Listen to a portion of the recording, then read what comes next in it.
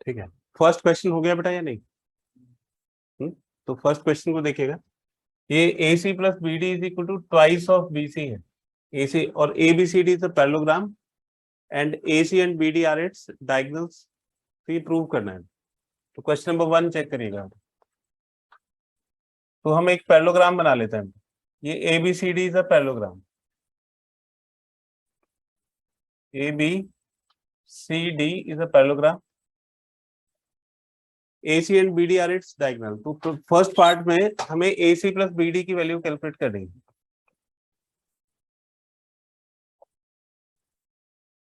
ठीक है, तो फर्स्ट पार्ट में हम क्या कैलकुलेट करेंगे, ए सी प्लस बी डी। और हमें बीसी के टर्म्स में इसको लाना है। ये जो ए सी प्लस बी डी है उसका रिजल्ट किसके टर्म्स में लेके आना है, बीडी के टर्म्स में लेके आना है। तो आप देखिए कि हाँ बीसी के टर्म्स में लेके आना है। तो ये जैसे ए सी वेक्टर हो गया, तो हम इसको vector A B plus vector B C लिख सकते हैं। क्लियर है बेटा? ए सी की वैल्यू क्या हो जाएगी, vector A C is equal to A B plus B C, है ना, triangle law of vector addition. तो A C is equal to A B plus B C हो गया। और फिर दूसरा है हमें बी डी को कैलकुलेट करना है, बी डी। तो अब बी डी को चेक करिएगा बेटा। देखो ये जो बी डी है, अब वेक्टर हम किधर से किस तरफ स्टार्ट करेंगे बेटा, तो वेक्टर को बी से डी की तरफ स्टार्ट करेंगे। ये वेक्टर बी डी हो गया, बी से डी की तरफ। किस किस का सम होगा, ये हो जाएगा B C plus C D. तो हमने बी से चलना शुरू किया, बी सी फर्स्ट वेक्टर हो गया और सी डी दूसरा वेक्टर हो गया, है ना। तो ये बी डी वेक्टर के इक्वल हो जाएगा। तो जो बी डी वेक्टर है उसको ब्रेक करिए तो कितना आ जाएगा बेटा, B C plus C D हो जाएगा। अब इन दोनों वेक्टर्स को ऐड कर दीजिए। तो ये A C plus B D vector is equal to A C की वैल्यू डालिए, A B plus B C हो गया, है ना। और फिर बी डी की वैल्यू पुट करिए। बी डी की वैल्यू कितनी है, B C plus C D के इक्वल होगी। क्लियर है बेटा? अब देखो जो हमें रिजल्ट लेके आना है ट्वाइस ऑफ बी सी, ये ट्वाइस ऑफ बी सी तो हमको मिल रहा है ना, यानी कि ए बी और सी डी का सम 0 होना चाहिए। तो इस वेक्टर में देखिए कि ए बी किसके इक्वल है, ए बी की लेंथ डी सी की लेंथ के इक्वल है। तो ए से बी की तरफ जो डायरेक्शन है वो वेक्टर बनाएगी ए बी और डी सी वेक्टर। तो ए बी वेक्टर किसके इक्वल हो गया, डी सी। और डी सी वेक्टर को क्या लिख सकता है, माइनस सी डी लिख सकते हैं। तो A B is equal to minus C D. ठीक है, तो ए बी की वैल्यू डाल देंगे माइनस सी डी। तो ये minus C D plus B C plus B C plus C D. तो ये सी डी से सी डी कैंसिल हो जाएगा और B C plus B C किसके इक्वल हो जाएगा, ट्वाइस ऑफ बी सी। तो A C plus B D is equal to twice of B C. Clear हो गया बेटा? अब इसका दूसरा पार्ट देखिएगा। दूसरा पार्ट है A C minus B D. अब यही वाली values A C minus B D के लिए, A C minus B D, ये वैल्यूज इसमें सब्स्टिट्यूट कर दीजिए बेटा। तो ये हो जाएगा A B plus B C minus B D की वैल्यू हो गई B C plus C D. तो बी सी तो कैंसिल हो जाएगा और इसका रिजल्ट आ जाएगा A B plus C D. अब हमें क्या प्रूव करना है बेटा, ट्वाइस ऑफ ए बी के इक्वल प्रूव करना है। A B minus C D हो जाएगा। तो ये हो गया A B minus C D. हमें ये लेके आना है ट्वाइस ऑफ ए बी के इक्वल। तो किसको एलिमिनेट करना है, ए बी के टर्म से लेके आना है ना रिजल्ट। तो सी डी को एलिमिनेट करना पड़ेगा। अब सी डी की वैल्यू ढूंढिए जरा, सी डी किसके इक्वल होगा। तो सी डी जो है वो बी ए के इक्वल है ना। सी डी की लेंथ बी ए के बराबर है और सी से डी की तरफ जो डायरेक्शन है वही डायरेक्शन बी से ए की तरफ होगी। तो हम सी डी को क्या लिख सकते हैं, बी ए को माइनस ए बी लिखा जा सकता है। तो C D is equal to minus A B हो जाएगा। तो ये रिजल्ट हो जाएगा A B minus minus A B और ये A B plus A B हो जाएगा and this is equal to twice of A B. तो ये ट्वाइस ऑफ ए बी के इक्वल हो गया।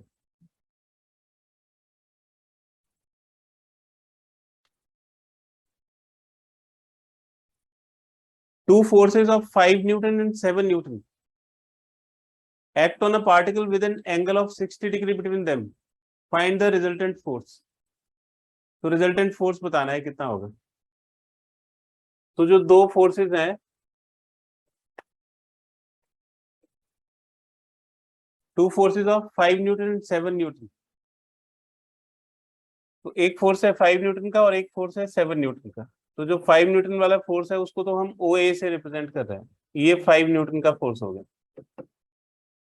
और जो दूसरा फोर्स है 7 न्यूटन का, उसको हम ओ बी से रिप्रेजेंट कर रहे हैं।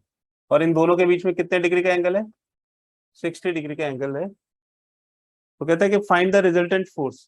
तो फोर्स में आपको दोनों चीजें बतानी है। फोर्स वेक्टर क्वांटिटी है, तो उसमें मैग्नीट्यूड भी बताना है और उसमें डायरेक्शन भी बतानी है, ठीक है। तो इसको हमने लिख दिया F1 और इसको हमने लिख दिया F2, ठीक है। अब इसका हमें रिजल्टेंट कैलकुलेट करना है, तो आप इसको इस तरह से एक ट्राइंगल बना सकते हो। ये जो ओ ए फोर्स है ये किसके बराबर हो जाएगा? BC फोर्स के। तो ये तो हमने प्रूफ तो सारा करा ही हुआ है, आप डायरेक्टली इसमें फॉर्मूला लगा सकते हो रिजल्टेंट का। तो हमने ये सपोज किया कि जो रिजल्टेंट है F1 और F2 का वो R के इक्वल है ना। और इसका फॉर्मूला क्या होता है R का? ये तो मैग्नीट्यूड ऑफ R वेक्टर हो गया, यानी कि रिजल्टेंट का मैग्नीट्यूड। इसका फॉर्मूला होता है under root F1 square plus F2 square plus 2 F1 F2 cos theta. और थीटा इसमें कितना डिग्री हो गया? 60 डिग्री हो गया, है ना। इन सब की वैल्यूज पुट कर दीजिए। तो इसकी वैल्यू हो जाएगी, F1 की वैल्यू है 5, तो ये 5 स्क्वायर हो गया, फिर 7 स्क्वायर, और फिर ये 2 इंटू 5 इंटू 7, और कॉस 60 की वैल्यू हो गई 1/2। तो ये हाफ से ये 2 कैंसिल हो जाएगा, ठीक है। और इसकी वैल्यू हो जाएगी 25 प्लस 49 प्लस 35। तो 60 प्लस 49 109 हो जाएगा, है ना। और 109 का स्क्वायर रूट निकालोगे तो 10 पॉइंट समथिंग आ जाएगा। तो ये 10 पॉइंट जरूरी नहीं है, आप अंडर रूट 109 न्यूटन भी लिख सकते हो और स्क्वायर रूट कैलकुलेट करके भी दिखा सकते हो। अब इसकी डायरेक्शन और बतानी है। सपोज करिए कि इसका जो रिजल्टेंट है ये रिजल्टेंट हो गया ट्राइंगल लॉ से, है ना। F1 को हम ये पैरेलल वेक्टर से बना सकते हैं। तो F1 और F2 का रिजल्टेंट सपोज करिए कि F2 के साथ अल्फा एंगल बनाता है, 7 न्यूटन के साथ अल्फा एंगल बनाता है, तो उसकी वैल्यू क्या होगी, है ना। तो टेन अल्फा का फॉर्मूला बताइए बेटा, टेन अल्फा का फॉर्मूला क्या होगा? Tan alpha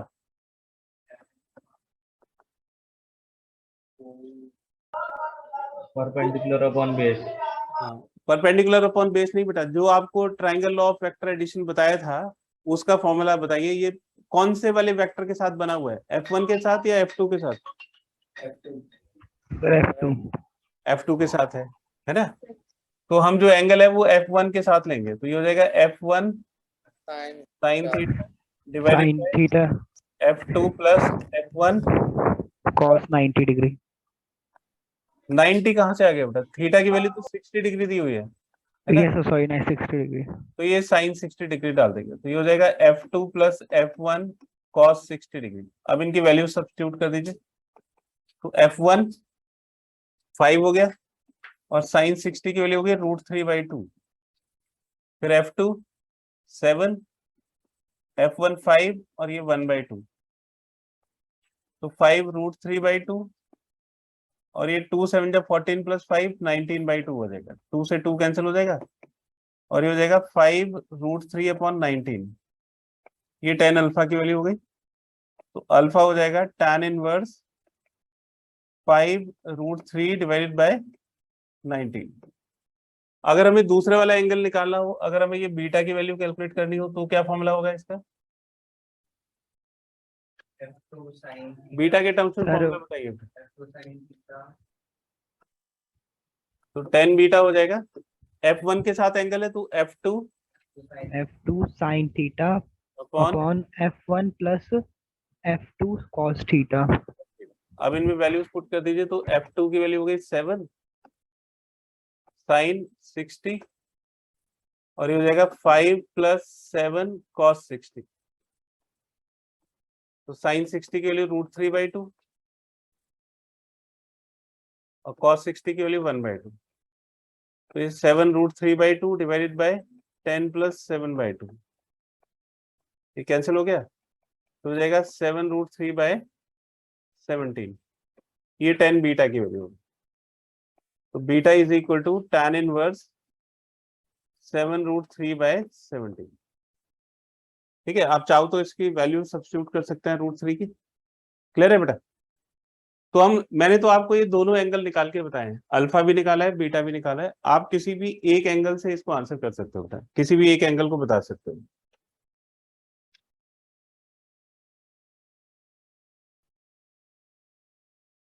two vectors both equal in magnitude.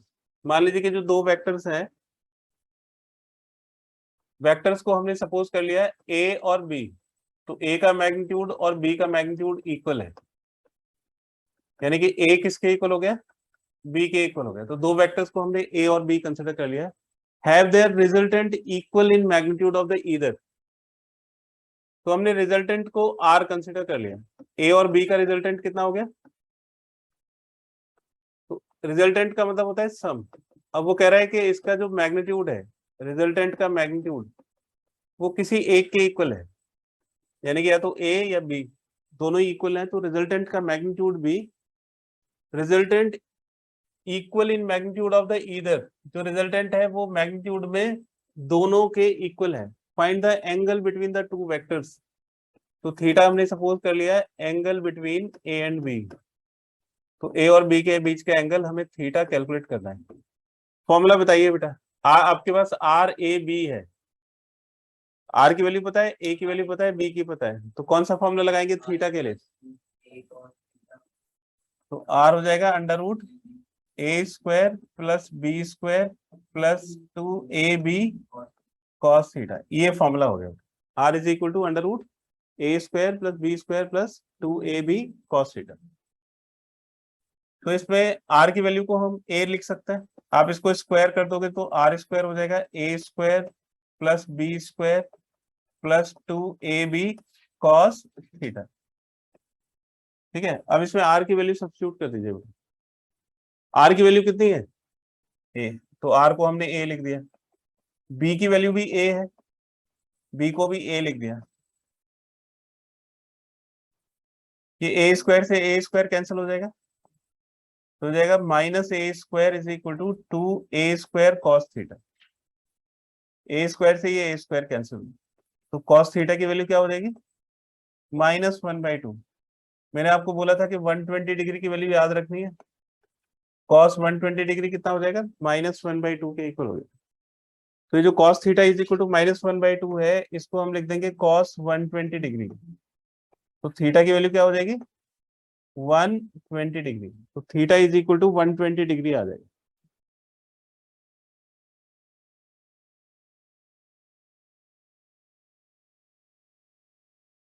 Clear है बेटा?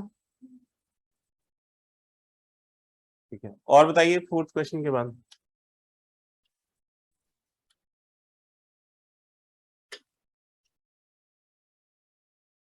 तो इसको नोट करिएगा बेटा, parallelogram law of vector addition. ये बिल्कुल ट्राइंगल लॉ जैसा ही है, बल्कि आप कहिए कि वो सेम ही है, parallelogram law of vector addition.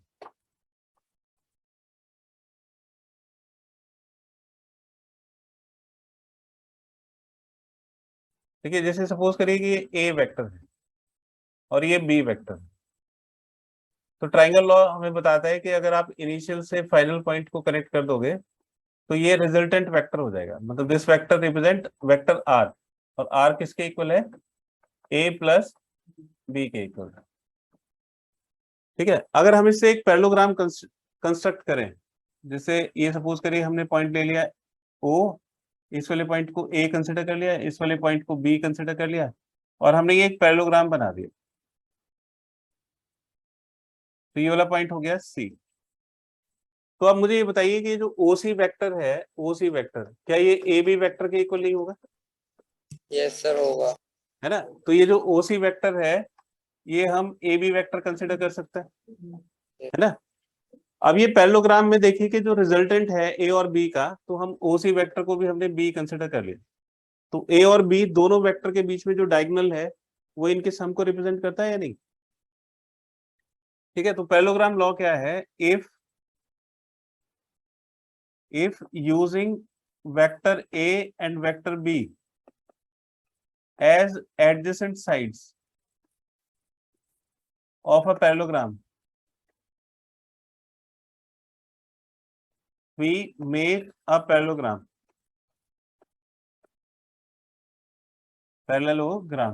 then the diagonal between these vectors represent the sum of the vectors. sum का मतलब हो गया resultant of vectors.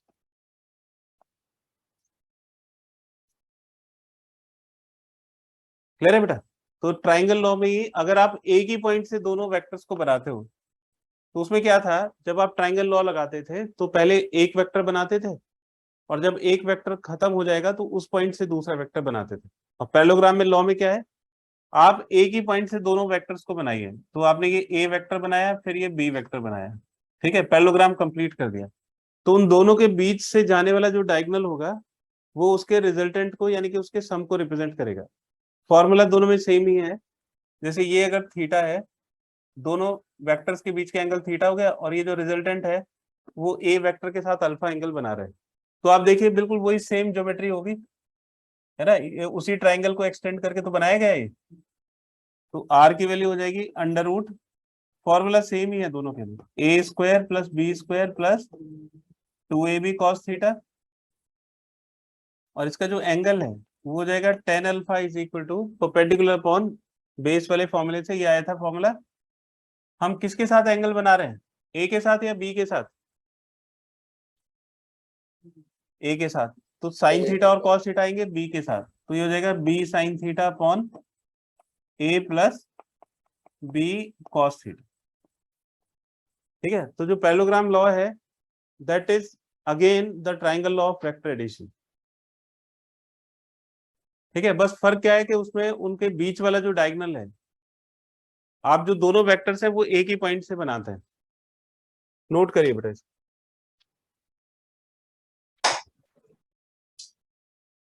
To forces equal to P and two P.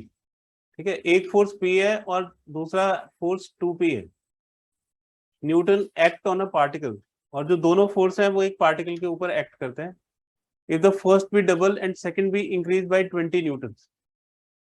तो सपोज करिए कि ये एक वेक्टर है पी, है ना, ये हमने एक वेक्टर बना दिया ओ ए, और ये पी वेक्टर को रिप्रेजेंट करता है। और जो दूसरा वेक्टर है टू पी, ये दूसरा वेक्टर हो गया, इसकी लेंथ इससे डबल रखेंगे, और ये जो वेक्टर है ये टू पी को रिप्रेजेंट करता है। तो एक वेक्टर हो गया पी और दूसरा वेक्टर हो गया टू पी, इनके बीच में कुछ एंगल होगा। ठीक है, इसका हमने पैरेललोग्राम बना दिया, ये पैरेललोग्राम हो गया। तो ये इसके रिजल्टेंट को डिनोट करेगा, ये इसका रिजल्टेंट हो गया आर। ये आर किस किस का रिजल्टेंट है, पी और टू पी का रिजल्टेंट है। तो इसमें आप क्या इक्वेशन बना सकते हो, अगर इन दोनों के बीच में थीटा एंगल होगा तो ये R is equal to under root P square plus two P square plus P into two P into cos theta. ठीक है, ये एक इक्वेशन हो गई। अब आगे कहता है कि if the first B doubled and the second be increase by 20 Newton, अगर फर्स्ट को डबल कर दिया जाए और सेकंड को इंक्रीज कर दिया जाए 20 न्यूटन से। जैसे फर्स्ट तो पी था, उसको डबल कर दिया, वो कितना हो गया, टू पी हो गया, तो ये वेक्टर हो गया टू पी। और सेकंड वाले को 20 न्यूटन से इंक्रीज कर दिया जाए, डायरेक्शन चेंज नहीं कर रहे हैं, बस उसका मैग्नीट्यूड चेंज कर रहे हैं, ये कितना हो गया, two P plus 20। The direction of the resultant is unaltered, मतलब जो रिजल्टेंट की डायरेक्शन है वो सेम रहती है। एंगल तो हमने पहले से ही नहीं बदला था, और ये तो इसका एंगल हो गया थीटा, और जो रिजल्टेंट है इसको हमने आर डैश लिख दिया, और इसकी डायरेक्शन अनऑल्टर्ड रहती है, यानी कि जो अल्फा है वो सेम ही रहता है दोनों में। तो दोनों को रिलेट कौन करेगा बेटा? अल्फा रिलेट करेगा, तो दोनों के बीच का जो एंगल है वो सेम रहता है। तो कहता है find the value of P. अगर अल्फा की वैल्यू सेम रहेगी तो पी की वैल्यू कैलकुलेट करिए कि पी की वैल्यू कितनी होगी, है ना। तो पी की वैल्यू बतानी है। अब इसमें टेन अल्फा को दोनों से कैलकुलेट करिए, ठीक है। तो दोनों तरफ से टेन अल्फा को कैलकुलेट करेंगे और फिर इसको इक्वेट कर देंगे। तो टेन अल्फा की वैल्यू क्या होगी बेटा? फर्स्ट वाले से टेन अल्फा की वैल्यू बताइए। हाँ, tan alpha is equal to, alpha किसके साथ है? सर 2p 2p के साथ है। Sine theta upon p plus 2p cos theta, है ना। ये तो फर्स्ट इक्वेशन बन गई। और दूसरी वाले से टेन अल्फा कितना हो जाएगा? सेकंड पार्ट से टेन अल्फा क्या हो जाएगा? Sir 2p + 20 sin theta. 2p 2p के साथ एंगल है ना, तो ये हो जाएगा 2p + 20 sin theta sine theta divided by 2p 2p 2p + 20 cos theta. Cos cos theta. Theta. ये हो गई इक्वेशन नंबर 2। तो वो कहता है कि ऐसा करने से एंगल चेंज नहीं होता, तो यानी कि जो अल्फा है रिजल्टेंट वो सेम ही रहता है, रिजल्टेंट का एंगल। अब हमें इन दोनों को इक्वेट कर सकते हैं, तो therefore 2p sin theta 2p sin theta upon p + 2p cos theta, ये हो जाएगा 2p + 20 sin theta upon 2p + 2p + 20 cos theta. ये आ गया समझ में बेटा? क्लियर है? Yes sir. ये साइन थीटा दोनों तरफ से कैंसिल हो जाएगा या नहीं? ठीक है, अब इसको क्रॉस मल्टीप्लाई कर दीजिए, तो ये हो जाएगा 2p into 2p + 2p cos theta + 20 cos theta, और ये हो जाएगा 2p + 20 into p + 2p cos theta. ये सभी को क्लियर है या नहीं? ठीक है, अब इसको मल्टीप्लाई कर दीजिए दोनों तरफ, तो ये 2p इंटू 2p हो जाएगा 4p² plus 4p² cos theta plus 40p cos theta is equal to, ये 2p into p 2p² plus 4p² cos theta plus 20p plus 40p cos theta. तो आप देखिए जो cos थीटा वाले term है ना, ये दोनों कैंसिल हो जाएंगे, यानी कि cos थीटा की जरूरत ही नहीं थी। अब ये 4p² - 2p² 2p² - 20p is equal to 0। दोनों में से 2p कॉमन निकालेंगे तो p - 20 इज इक्वल टू 0। तो या तो p 0 के इक्वल होगा और या p 20 के इक्वल होगा, है ना। तो जीरो वेक्टर मतलब कोई वेक्टर ही नहीं होगा, तो p की वैल्यू कितनी हो गई? 20 न्यूटन। तो आंसर हो गया p is equal to 20 Newton.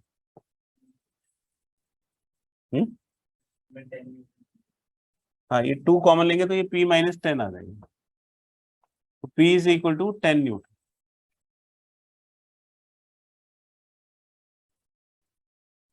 Clear है बेटा?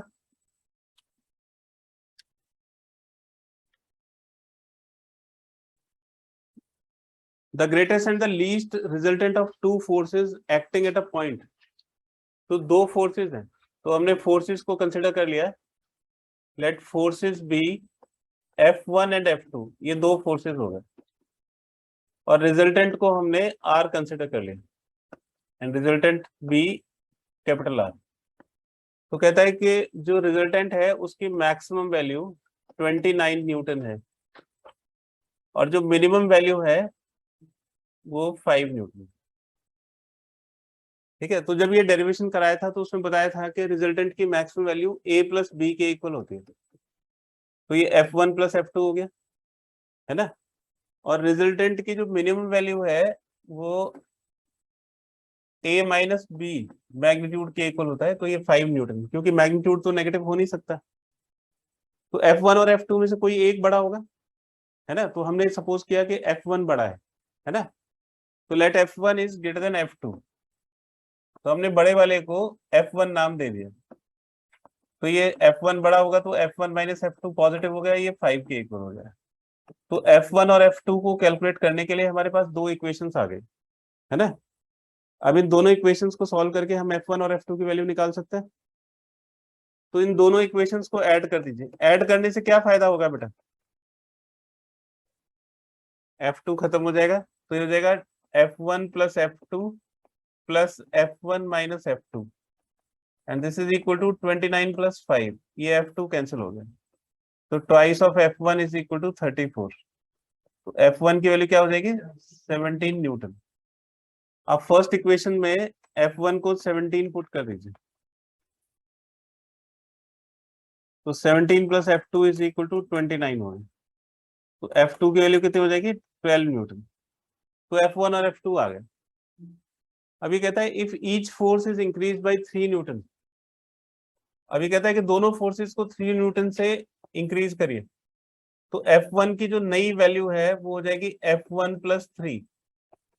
20 न्यूटन। F1 है 17, ये 17 प्लस 3 कितना हो जाएगा, 20 न्यूटन। ये F1 की नई वैल्यू होगी। और F2 की जो नई वैल्यू है वो हो जाएगी F2 प्लस 3, क्योंकि दोनों को ही 3 न्यूटन से इंक्रीज किया जाता है। तो F2 की वैल्यू है 12, तो ये जाएगा 12 प्लस 3 और ये कितना हो गया, 15 न्यूटन। अभी कह रहा है कि जो नए दो फोर्सेज है ना उनका रिजल्टेंट बताइए अगर वो 90 डिग्री, तो 90 डिग्री वाला केस मैंने आपको करवाया था, है ना। तो ये अब ये दोनों को 90 डिग्री पे आप कर दीजिए, ये F1 डैश हो गया और ये F2 डैश हो गया। हाँ सीधा फॉर्मूला लगा देंगे, तो ये इसका नया रिजल्टेंट हो गया R1 या R डैश, और ये इसका F1 डैश के साथ एंगल हो गया, है ना। तो क्योंकि उसने पूछा है कि रिजल्टेंट बताइए नए फोर्सेस का, मैग्नीट्यूड नहीं पूछा है। रिजल्टेंट में दोनों चीजें होती है, या वेक्टर में दोनों चीजें होती है, मैग्नीट्यूड भी और डायरेक्शन भी। तो मैग्नीट्यूड तो हम R डैश की वैल्यू से निकालेंगे और अल्फा एंगल से हम उसकी डायरेक्शन बताएंगे। तो R डैश की वैल्यू क्या हो जाएगी, under root F1 dash square plus F2 dash square. ठीक है, तो F1 डैश के लिए हो गया 20 स्क्वायर प्लस 15 स्क्वायर। 20 का स्क्वायर कितना हो गया, 400, और 15 का स्क्वायर 225। तो ये हो जाएगा अंडर रूट 625, और 625 हो जाएगा 25 न्यूटन, है ना। तो R डैश की वैल्यू क्या हो जाएगी, 25 न्यूटन। अब एंगल कैलकुलेट कर सकते हैं, तो tan अल्फा कितना हो जाएगा, tan अल्फा यहीं से देख लो, ये अगर F2 डैश है तो ये भी F2 डैश होगा। तो tan alpha is equal to F2 dash divided by F1 dash. तो F2 डैश की वैल्यू हो गई 15 डिवाइडेड बाय 20, तो 3/4 के इक्वल हो गया, यानी कि 0.75।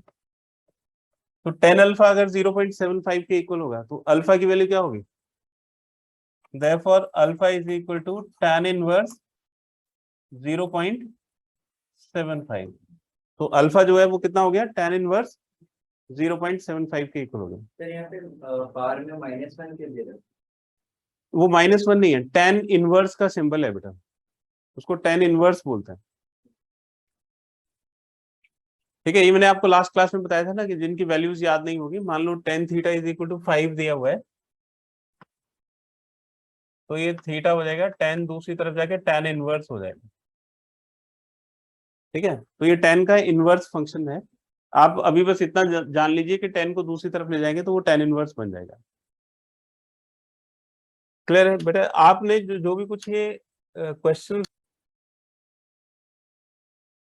मैं लैंग्वेज समझाता हूँ, आप इस क्वेश्चन को जरा खुद से ट्राई करिएगा बेटा भैया। The sum of the magnitudes of two forces.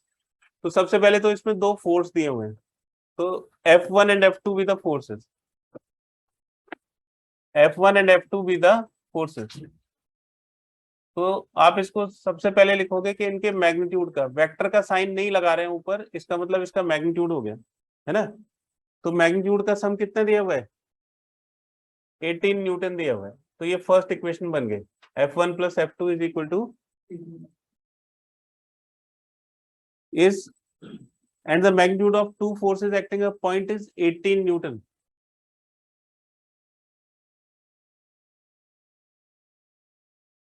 तो दोनों का फोर्स जो है वो किसके बराबर है? 18 न्यूटन के बराबर है, यानी कि F1 और F2 ये दोनों 18 न्यूटन के इक्वल है।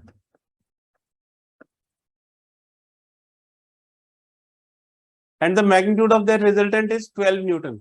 और इनके रिजल्टेंट का, अगर इनका रिजल्टेंट है F1 प्लस F2 तो उसका मैग्नीट्यूड कितना दिया हुआ है? R की वैल्यू 12 न्यूटन दे रखी है। If the resultant makes an angle of 90 degree with the force of smaller magnitude, अब जो कम मैग्नीट्यूड वाला है तो हमने ये सपोज कर लिया कि F2 जो है वो F1 का मैग्नीट्यूड F2 से ज्यादा है ना? तो जो रिजल्टेंट है वो जो कम मैग्नीट्यूड वाला है, कम मैग्नीट्यूड वाला कौन सा है बेटा? F2। तो ये मान लीजिए कि F2 है और ये F1 है, ये F2 और F1, ठीक है। रिजल्टेंट F1 और F2 के बीच में ही रहेगा। तो आप इसका पैरेललोग्राम कंप्लीट करिए बेटा। ये हमने इसका पैरेललोग्राम कंप्लीट कर दिया और पैरेललोग्राम कंप्लीट करने पे ये जो रिजल्टेंट है वो 90 डिग्री का एंगल बना रहा है। ये इसका पैरेललोग्राम हो गया।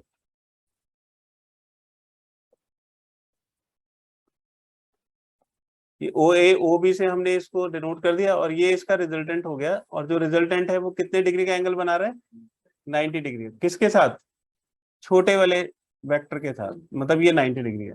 ये रिजल्टेंट हो गया। आ रहा है समझो बेटा?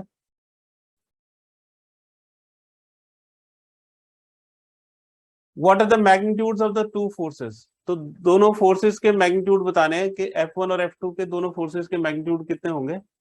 अच्छा, इसमें क्योंकि F1 F2 से बड़ा है तो F1 F2 के इक्वल नहीं है, ये नहीं दिया हुआ है। ये सिचुएशन दी हुई है और बता रखा है कि the sum of the magnitudes of the two forces, magnitude का सम दे रखा है, मतलब F1 प्लस F2 जो है वो 18 न्यूटन दिया हुआ है।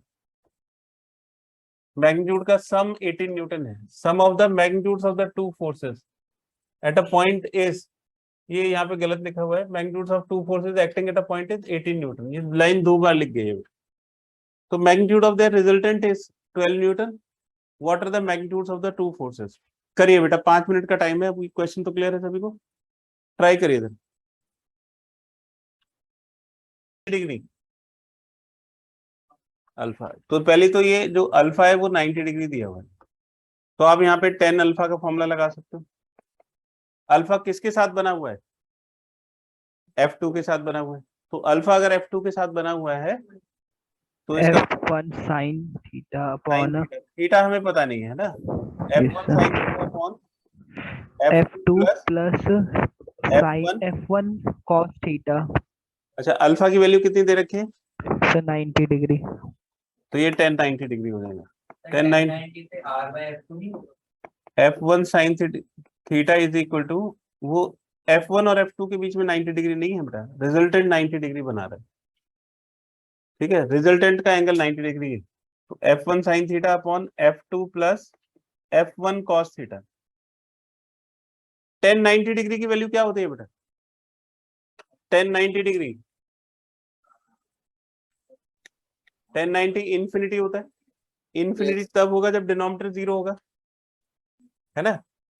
तो 10 90 इन्फिनिटी हो गया, इसका मतलब हो गया F2 plus F1 cos theta is equal to 0, because 10 90 is equal to infinity. तो क्योंकि 10 90 इन्फिनिटी है और इन्फिनिटी तब बनेगा जब डिनोमिनेटर 0 होगा, है ना? तो इसका मतलब हो गया F2 plus F1 cos theta is equal to 0। तो ये F2 plus F1 cos theta 0 हो गया। तो cos थीटा की वैल्यू क्या आ जाएगी? cos theta is equal to minus F2 upon F1। ये हमें यहाँ से एक रिजल्ट मिल गया, क्योंकि थीटा तो गिवन नहीं था। इन दोनों के बीच का जो एंगल था थीटा, क्या वो गिवन था? नहीं। तो यहाँ पे No, हमें sir. cos थीटा की वैल्यू मिल गई। अब देखिए ये फॉर्मूला है R is equal to under root F1 square plus F2 square plus 2F1 into F2 into cos theta. तो आप जब इसको स्क्वायर करोगे तो R स्क्वायर हो जाएगा, F1 square plus F2 square plus 2f1 into f2 into cos theta. इसमें हम कॉस थीटा की वैल्यू पुट कर सकते हैं, है ना। कॉस थीटा की वैल्यू कितनी है, f1 स्क्वायर माइ plus square plus 2f1 into f2, और कॉस थीटा हो गया माइनस f2 अपॉन f1। ठीक है, ये f1 से f1 कैंसिल हो गया, और ये हो जाएगा f1 square plus f2 square minus 2f2 square. f2 square minus 2f2 square minus f2 square हो जाएगा, तो R square is equal to f1 square minus f2 square. अच्छा, ये जो f1 square minus f2 square है, इसमें हम a square minus b square की आइडेंटिटी लगा सकते हैं, है ना। तो a square minus b square की आइडेंटिटी लगाने के बाद ये क्या हो जाएगा, a plus B into A minus B. तो ये f1 plus f2 into f1 minus f2 के इक्वल हो जाएगा। अब इसमें वैल्यूज पुट कर दीजिए। r की वैल्यू कितनी है, नहीं, r है 12 न्यूटन, तो ये 12 स्क्वायर हो गया। f1 प्लस f2 18, तो यहाँ से f1 माइनस f2 की वैल्यू आ जाएगी, तो ये 144 is equal to 18 into f1 minus f2, तो हो जाएगा 144 by 18 is equal to f1 minus f2। ये 18 8 जा 144 हो गया, तो f1 minus f2, and this is equation number 2।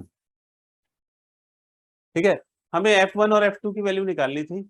अब हमारे पास f1 और f2 में दो इक्वेशंस आ गए बेटा, है ना। एक f1 प्लस f2 18 न्यूटन के इक्वल हो गया, और f1 माइनस f2 8 न्यूटन के इक्वल हो गया। अब इन दोनों इक्वेशंस को सॉल्व करिए, तो ये f1 plus f2 is equal to 18 and f1 minus f2 is equal to 8। क्या करेंगे, इसको ऐड कर दें या सब्ट्रैक्ट, ऐड कर दीजिए। तो ये ट्वाइस ऑफ f1 कितना हो गया 26, तो f1 की वैल्यू हो गई 13 न्यूटन, तो f2 कितना हो जाएगा 5 न्यूटन, है ना। f1 प्लस f2 18 है ना, तो f1 अगर 13 न्यूटन के इक्वल हो गया, तो f2 5 न्यूटन के इक्वल हो जाएगा। सर एक बार हम ट्राई करें।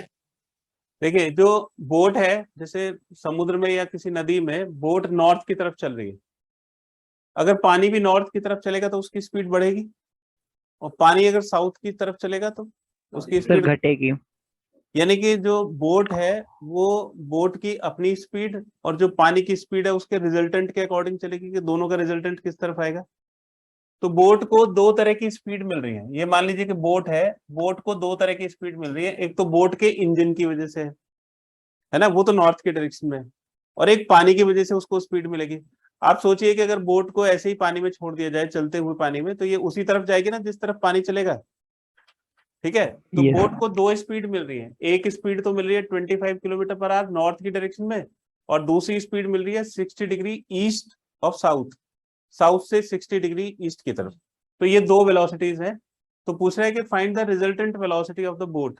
तो resultant velocity of the boat v हमने कंसिडर कर लिया, तो v किस किस का रिजल्टेंट होगा बेटा, vb और, सर वीवी और वीसी। तो v की वैल्यू हमें फाइंड करनी है, मतलब v वेक्टर की, तो उसमें हमें उसका मैग्नीट्यूड बताना पड़ेगा और डायरेक्शन बतानी पड़ेगी। ठीक है, अब ये देखिए कि इन दोनों में बड़ा कौन है बेटा, vb बड़ा है या vc बड़ा है, sir VV. Sir V vb बड़ा है, तो जो रिजल्टेंट है वो किसकी तरफ होगा, सर वीवी की तरफ। रिजल्टेंट वीबी की तरफ होगा। तो अब देखिए कि हम इसका पैरेललोग्राम बना लेते हैं, वीबी को थोड़ा बड़ा कर देते हैं। ठीक है, ये वीबी हो गया नॉर्थ की तरफ, ये वाला जो वेक्टर है हमारा वीबी हो गया, है ना। अब इसका पैरेललोग्राम देखिए, तो पैरेललोग्राम इस तरह से बनेगा, ये ऐसे हमने इसका पैरेललोग्राम बना दिया। तो ये बोट जो है वो इस डायरेक्शन में चलेगी, ये रिजल्टेंट वेलोसिटी हो गई, तो ये बोट की रिजल्टेंट वेलोसिटी है v। अब हमें एक तो इसका मैग्नीट्यूड बताना है और एक डायरेक्शन बतानी है। डायरेक्शन हम किसी से भी बता सकते हैं, मान लीजिए कि हम नॉर्थ से इसकी डायरेक्शन बताना चाहते हैं, तो नॉर्थ से अगर इसकी डायरेक्शन बताना चाहेंगे तो अल्फा हम नॉर्थ के साथ ले लेंगे, यानी कि वीबी के साथ। तो अब समझ में आ गया कि इसमें वेक्टर का रूल कैसे लगाना है। सबसे पहले तो एंगल बताइए थीटा, वीबी और वीसी के बीच में टोटल एंगल कितना है, वीबी और वीसी के बीच में, तो angle between VB and VC, दोनों के बीच में एंगल बताइए क्या होगा। Sir 90 plus 30 90 plus 90 plus 20 20 90 plus नहीं 30 30 30 30 तो ये हो जाएगा 90 प्लस 30। ये समझ में आ रहा है 30 क्यों? क्योंकि 60 डिग्री में से ये माइनस करना पड़ेगा तो 30 आ जाएगा। तो 90 ऊपर है, ये पूरा एंगल 90 डिग्री है, तो 90 प्लस 30 120 डिग्री हो जाएगा। तो VB और VC के बीच में 120 डिग्री का एंगल हो गया। अब आपको VB का मैग्नीट्यूड पता है कितना है, 25 किलोमीटर पर आवर, और सर VC का निकाल मैग्नीट्यूड लेंगे अब। है ना। बताओ क्या फॉर्मूला लगेगा। V is equal to sir V is equal to root under under VB square VB का स्क्वायर VC का square plus 2VB VC cos 120 की वैल्यू। cos 120 डिग्री आपको याद करने के लिए बोला था, कितना होता है? Yes sir -1/2। सबकी वैल्यूज पता है, V की वैल्यू निकल जाएगी। यस सर अब निकल जाएगा। डायरेक्शन के लिए फॉर्मूला बताइए बेटा, इसको अपने आप कर लीजिएगा। tan अल्फा का फॉर्मूला बताइए क्या होगा। tan alpha sir VV sin theta tan alpha हो जाएगा VB के साथ तो एंगल ही है, VC sin theta VC sin theta VC sin theta ये सर कौन B VB plus VC cos theta cos 120 degree. तो cos 120 डिग्री की वैल्यू तो -1/2 है। sin 120 डिग्री की वैल्यू कितनी होती है? तो साइन सेकंड क्वाड्रेंट में पॉजिटिव होता है, ये रूल है बेटा, ये ASTC का रूल है ना। तो साइन जो है सेकंड क्वाड्रेंट में पॉजिटिव होगा, सेकंड क्वाड्रेंट में साइन और कॉसेक पॉजिटिव होता है ना, लेकिन रिलेशन वही रहता है, sine square theta plus cos square theta is equal to 1। तो अगर -1/2 है तो साइन 120 डिग्री की वैल्यू क्या हो जाएगी?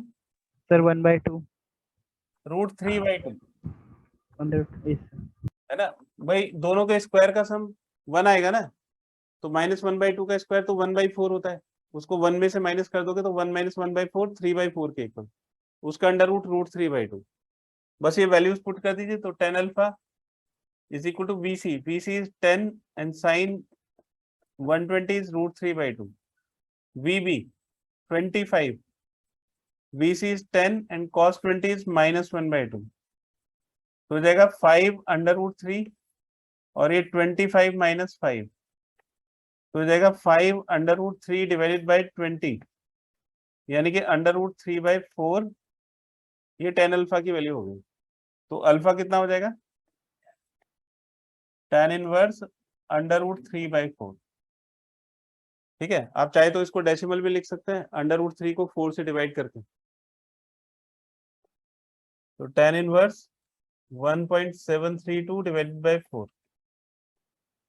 तो हो जाएगा tan इनवर्स 4 4 जा 16, तो tan इनवर्स 0.433 आ जाएगा। tan inverse 0.433। क्लियर है बेटा क्वेश्चन?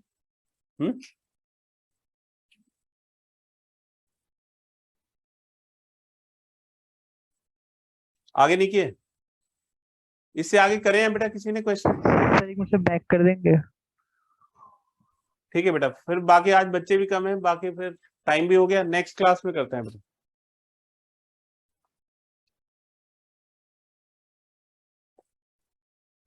Okay sir thank